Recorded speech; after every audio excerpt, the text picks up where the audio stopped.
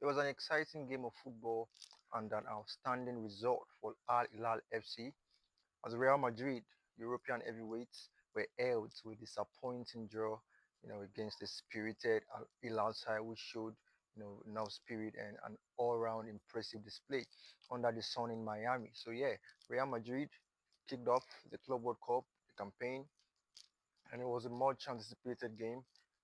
Thousands of fans, both locals and traveling, turned up turned up to the Hard Rock Cafe Stadium in Miami to see Real Madrid play.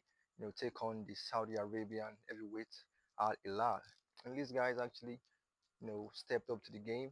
They actually proved a tough nut to crack for Los Blancos as the game ended in a one-all draw.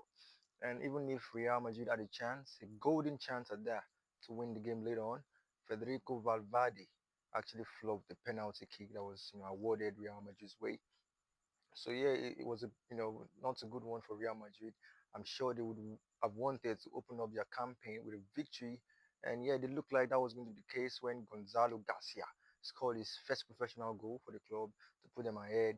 But just before the break, Ruben Neves, slotted in a penalty for Al Hilal FC to make it 1-0, going on to the break.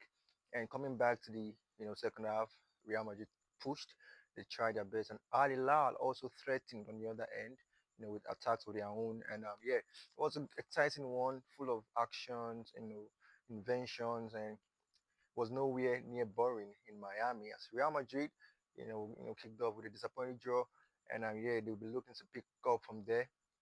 And don't forget, they paraded a host of new signings. Real Madrid have gone to the market, this summer and, signed a couple, players and the likes of Trent Alexander-Arnold, the Liverpool ex-player, showcased, and the promising young centre back, Dejan Hodgson, also did well in that one. It was unveiled, to the team, and yeah, he played his part.